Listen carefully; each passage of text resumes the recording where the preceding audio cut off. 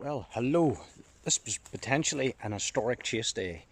It is currently Thursday, June 25th, 2026, and there's been a lot going on in the world of convective forecasting here in Ireland, Northern Ireland.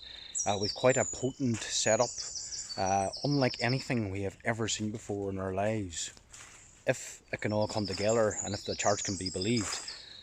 There's too much to really discuss. If you've been watching online through some of my posts on Facebook, Twitter, and via our storm chasing group on Facebook, Irish and Northern Ireland Storm Chasers, you'll see plenty of talk on there. But this looks an amazing setup by Irish standards. This is not something we normally get in this country.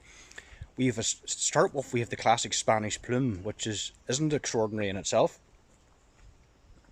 I might sneeze a couple of times here, by the way. I'm walking through a dense woodland, pollen and all that. Hay fever's high, or pollen risk. But anyway, we have a Spanish plume set up, elevated mixed layer moving up from the continent, very hot, high pressure, but we also have disturbances over the Atlantic all interacting with us and creating a trigger.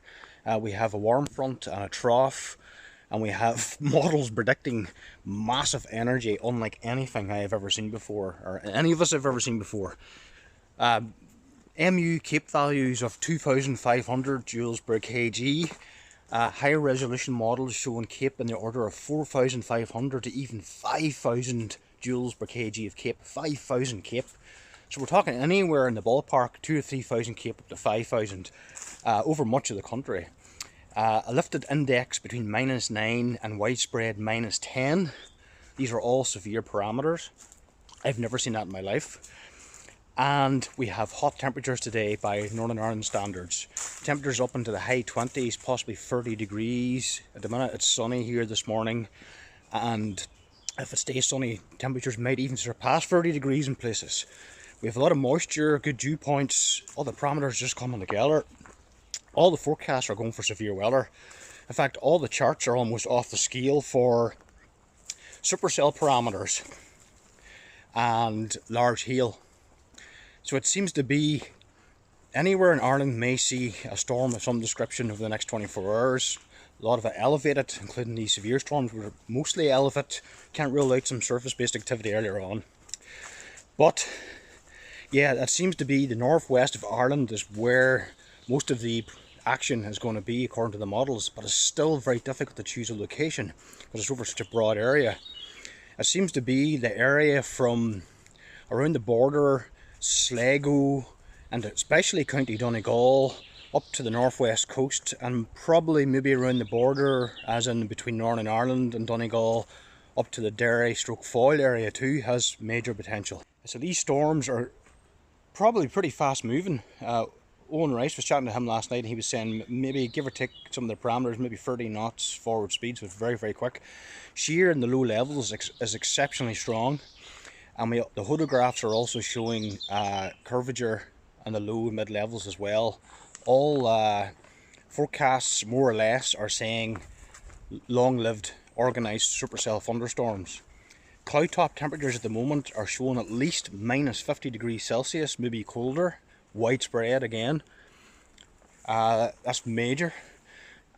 And honestly, I've never seen anything like this before, near as anyone else. Some people and some of the forecasts from the UK guys who know what they're talking about, actually, one of them actually used the word life-threatening. Some of these storms could be life-threatening. Interesting terminology. This is more typical of the usual kind of day you get in Tornado Alley in America. Wouldn't be their high-end days, but it's more right up there with a classic chase day. So this is a very interesting setup. The possibility of seeing supercells, a mesoscale convective system, or even huge severe multicells all in that area. There's a number of us chasing today too, but there's a lot of indecision on where to go and what everyone wants, what their thoughts are. So I'm really stuck in the middle here in a situation. I can't figure out what I'm going to do. Whew, I need to catch my breath because I'm quite excited about this whole thing. I haven't slept well in the last couple of days, mainly due to the heat at night and the fact I'm thinking about these storms. The pressure is actually very high. As someone who's a storm photographer and enjoys being out trying to capture the photogenic or mean aspect of these skies, it's stressful because trying to work out where to go and the possibility of missing out on something great by making a wrong decision. So this is very difficult. Okay, there's several schools of thought here. Some of my friends, I know John Fagan's chasing, Colin Webb's chasing, Nigel McFarlane's chasing. I'm meeting up with Conor McDonald and Paul Martin. At the very least, I don't know who else is going. There might be a few other chasers coming up as well, from what I heard in the grapevine. But we all have different thoughts, maybe what we want to get or where we want to go.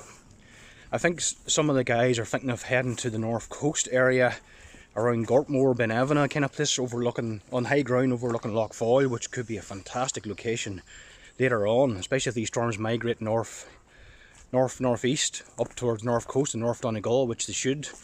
That could be an amazing spot for watching lightning, and it's so scenic there too, overlooking Loch Foyle and Donegal. Wow! And with that statue up there, it could be great photo opportunities. On the other hand, going further west and inland in the Donegal puts you more in the zone of the danger area where the large hail could be, and maybe, not sure, but maybe there's a slight better chance of structure catching this stuff early a bit further west as the trough comes in along and ahead of the warm front. So a lot at stake here, a lot of high rewards possible, but a lot of disappointment possible too if it's done wrong. So sometimes you just have to take a gamble and miss out on other stuff to get and commit to one area. But anyway, it's about 10:30 in the morning here, walking Ella here in the countryside, get some fresh air before the day gets too hot, and I'll probably leave mid-afternoon at the very latest, and we'll see what everybody else is doing. But in any event, I'm excited. I hope this works out. We get some kind of good footage or photo potential from this. Because a lot of storms are elevated, perhaps there'll be very little structure or none, which is certainly a possibility. But on the other hand, you can get great structure. And because of that low-level shear, the big cape, the photographs, there certainly is potential for very obvious mesocyclones if they can make themselves known. So, a difficult one. But in any event, this is actually an historic event. Whether this actually comes to fruition and happens or not is beside the point, because these kind of charts and parameters have never been seen before in Ireland, Northern Ireland, in modern times.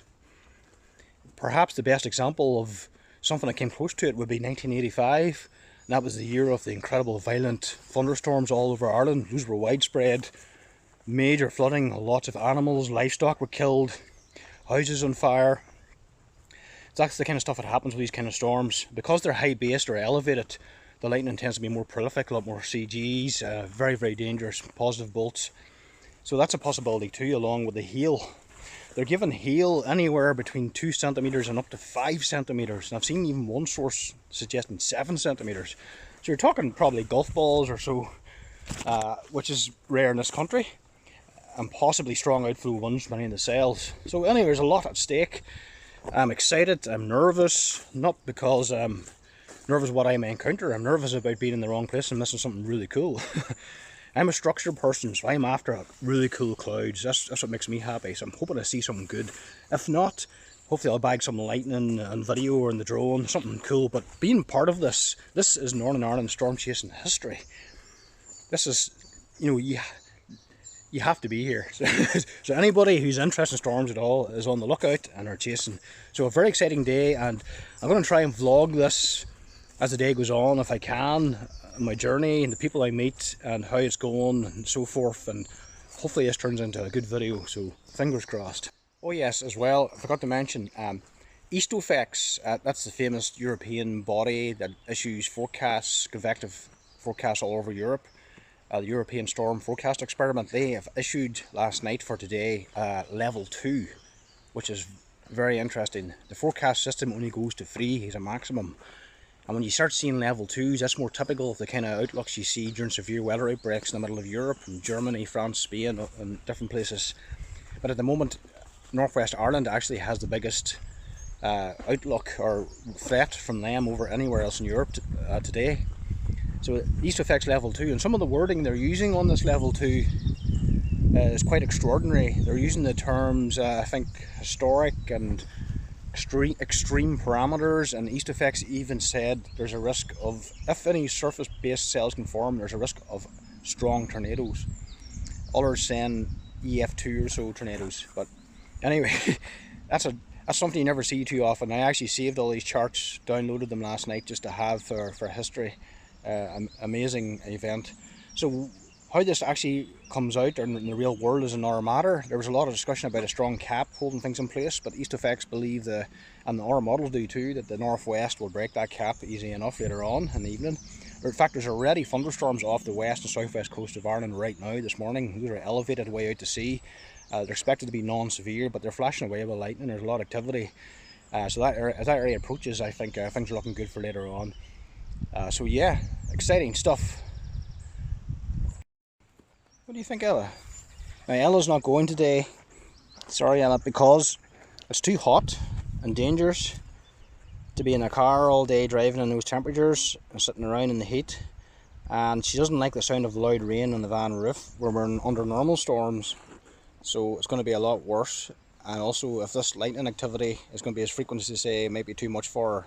I'm trying to break her in gently with storms over the last couple of months, with the usual garden variety storms and a couple of multi-cells, but I'm not going to jump her into the deep end with this kind of setup today. So she's going to take a break. I'll leave her at home where she'll be safe. But anyway, at the minute, lovely blue skies, the sun is shining, it's getting warm already this time of the morning. There's some mid-level clouds coming in, showing that there's the moisture feeding in. All is good.